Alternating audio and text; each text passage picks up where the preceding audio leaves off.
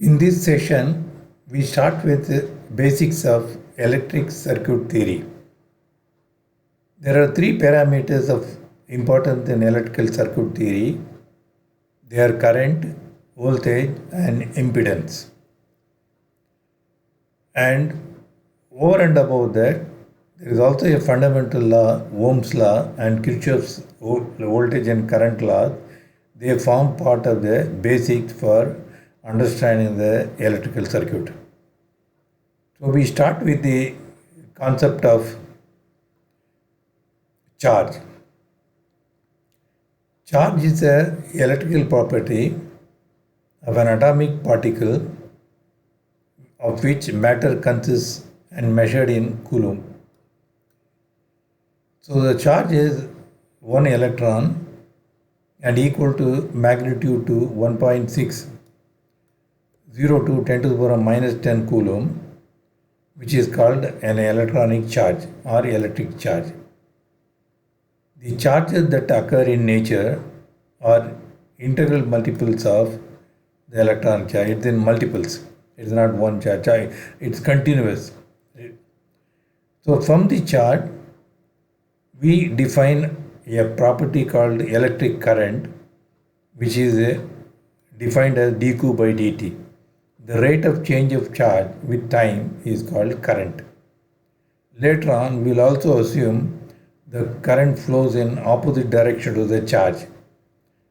So the unit of current is ampere, which is equal to 1 coulomb per second.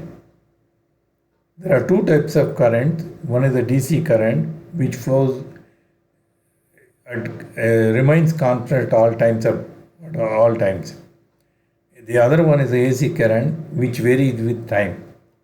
As an example, the power we get in our houses, they are AC current. It's sinusoidally varying with time. The current that we use in automobile, which is a battery based, it's a DC current. So both currents are, the laws for both of them will be same. In addition to the current, we also define voltage, which is the difference of work done with respect to charge. More number of charges mean more work done. That means more current also flows.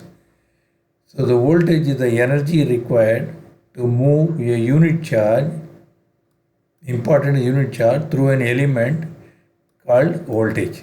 So the voltage is defined as dW by dQ. The earlier I is defined as dQ by dt. So W is the energy measured in joules and Q is the charge in terms of coulombs. So the electric voltage is always measured across a element or a component. So if VAB, if there is a element is between 2 points, this is your A, this is your B. If this VAB is greater than 0, that means this is at a higher potential than this. The current flows this way. If B is higher than A, current flows in the reverse direction. It is just like going up the hill or going down the hill. So this is exactly same as this. So VAB and VAB decides which direction the current flows. Next one, we will go for power and energy. Wherever there is a movement, where there is a charge movement and there is a work done, obviously there is a power and energy. Power is defined as a multiplication of V and I as given here. It's work done, energy with respect to time, so which is equal dW by dA and dA by dt, which you call it as V times I. So V times I is the power, and if you integrate the power with time, you will get energy. So energy is the capacity. This is what is given here. The power you have to integrate over a period of time. That's how energy meters are made. So integrate the power we consume with time. Passive element and active elements are two types of elements used in our electrical circuits. Passive elements are one which consumes power. Here is an example. If we connect a resistor through this voltage source and make it a closed loop, then this will draw a current. So there will be power dissipation here. Whereas there is active element which absorbs power. Even the passive element, some of the elements like capacitor, when a capacitor is connected across this, it absorbs the power from this source and retain it. So when this power source is retained, that will work as the energy source for supplying power somewhere else. So the basic elements are two types. One is passive element which consumes power, and active element which are inductance and capacitance, and they are called active elements. And also batteries and other sources. They can store energy and supply when there is a requirement. The next item we will be talking about is the Ohm's law. It is the basics in physics on which electrical engineering is built. Ohm's law clearly states a voltage across a resistor is equal to R times I. In other words, V is directly proportional to I, where constant R is a property of the material used. And many times we also use conductance. This conductance is reciprocal of R, which will be used whenever we solve problems in parallel circuits. That will be much easier. Because whenever we have a parallel circuit, we will be going for a current source instead of voltage source. Then the conductance comes as a easy workable component. So the power here is V times I, that is equal to R times I squared. This gives you that power dissipation across the resistive element is directly proportional to the square of the current. This is the square of the current. Now we will go for the basic concept, how the interconnection of elements are done in electrical circuit. We have what is known as branches, nodes and loops. Every element is a branch. And the branch will have two end terminals which are called nodes. This will be connected somewhere to another branch. This may be connected somewhere else, another branch. And there may be another branch like this. So the branch is the element where it is connected. Node is the one where the point of connection between two branches.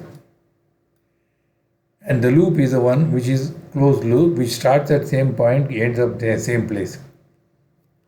Now the network topology, we use a very important formula in all our application, which says number of branches is equal to number of loops plus number of nodes minus 1.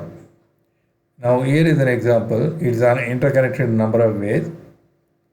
So number of loops is 1, 2, 3.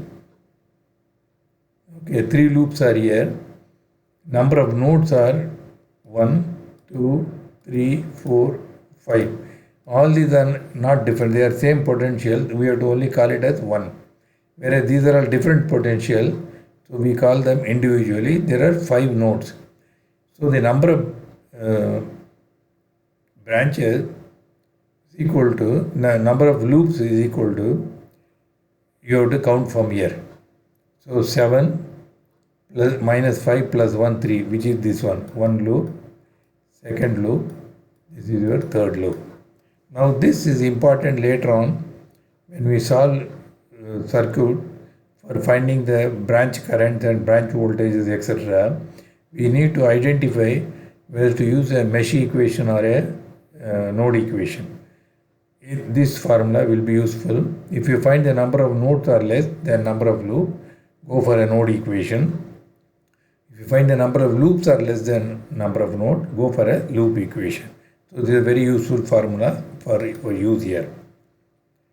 Now we will go to the fundamental concepts of what we study in our network.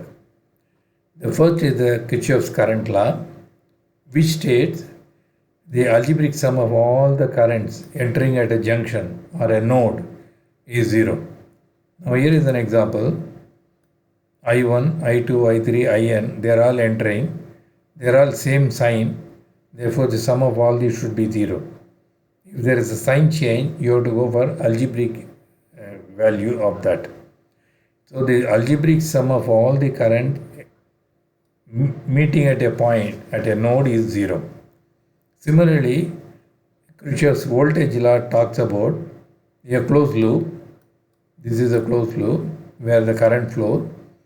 The sum of all the voltages across the closed loop is equal to 0. This is your applied voltage.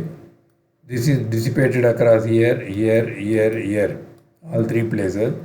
So the total EMF is equal to PD1, potential different, PD is potential different, PD2 across 2, PD3 and PD4. Now this is the two fundamental laws which will help us to solve problems comfortably. In addition to this, we need to know how the circuit is connected. For example, this circuit is connected in same current flow, so it's called a series. So we define a series circuit is one where the same current flow through all the elements. Here is an example of that. So the same current flows everywhere, so they are connected in series.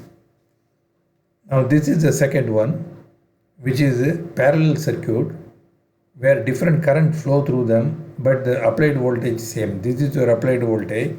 They are all same potential with respect to this, but different currents are flowing here, I1, I2, I3. So this is called parallel circuit. But in general, a complex network is connected both parallel and series. So here is an example for that. Now if you look at this is your series circuit, same current flows. The same current flows here, but this is not same as this. So this is another loop. There is a third loop here, the current will be different. So, but potential difference between these two is same. Current will be different. So if you look at this is a combination of series and parallel circuit. This is how the networks are framed. Now to solve such problem, obviously we have to go for a network topology formula which we studied earlier. That will give you whether you have to go for a node equation or a loop equation to arrive at current and voltage at different points. So this is the basis of that. In our next session, we will study node equation and mesh equation in a more detailed way. Thank you.